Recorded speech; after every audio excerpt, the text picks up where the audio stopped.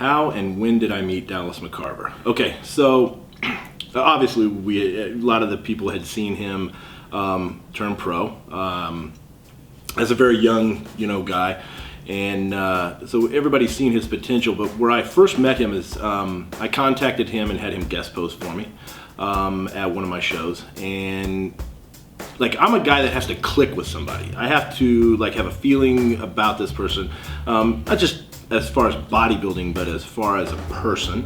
And I thought he was one of the most down-to-earth, good people that I had ever met within this industry. And so it was one of those things where I clicked with him kind of that way before we kind of got into the bodybuilding thing. He was working with somebody else at the time. I had him guest pose for me. We kind of just bullshitted, got along very, very well.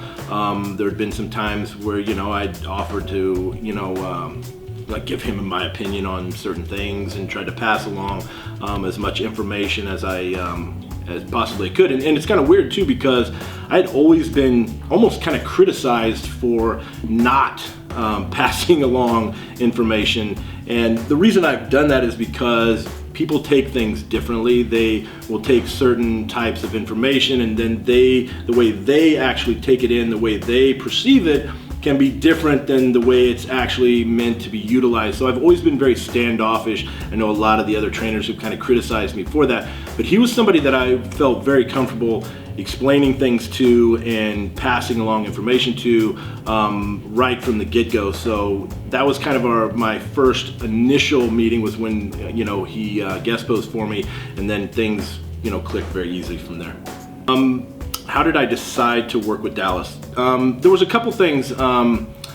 Dallas was possibly thinking about some different avenues, but my name had kind of been brought up because I've worked with a lot of big guys. I trained a lot of bigger, taller athletes, and the difference there is very, very unique, because when you take a guy that's 200, 220 pounds and their physique, even in the minimal thing, takes a step to the left, you can correct those problems very, very quickly. But when a big guy takes a step to the left, it can take a week to come back around. And so I was very in tune, because I had trained a lot of guys: Paul Dillette, Ronnie Coleman, Gunther Schlurkamp. I mean, a lot of those guys, and I adapted very, very well to those guys.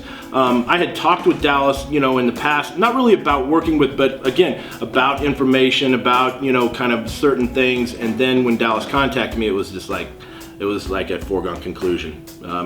He was probably one of the only guys within this industry that I really thought had the potential to really go somewhere as far as where I could see his physique going. I mean, there's a lot of guys, but he's a young guy, so he's obviously not even come close to meeting and kind of tapping into where he's at. I mean, he's got a long way still to go. I mean, we could see him 30 pounds heavier on stage, potentially, who knows, but I mean, the potential is there for him to be much, much bigger, much, much fuller, because he still has a lot of room to fill out his frame.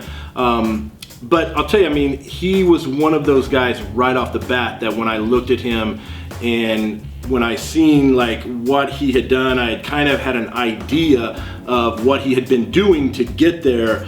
I knew from the get-go that by putting everything together, by having his body really balanced out, we could see something very, very unique that we had not seen happen maybe since Ronnie. How has it been working with Dallas? I'll tell you, here's the thing, when I look at an athlete, I look at a lot of aspects, and one of the keys is I have to get along with that athlete. I have to click, there has to be something there. I'm not gonna take on an athlete because I look at a guy and be like, man, this guy's gonna be a paycheck for me, or this guy's gonna be somebody that I can really showcase and drive amateurs to me that I can make money off of. I have to click with the guy. I have to really believe in this kid, and I have to believe that his heart and soul is 100% in it. When I watched him train, you have to believe that this kid is 100%. Everything he does, and there was so many reflections of Ronnie that little things. Even when he talked, he would say certain things, and I'd be like, holy shit, that's kind of deja vu. There would be a lot of those types of things. And so when I look at Dallas and I think to myself, where he could go. The possibilities are so endless with this kid.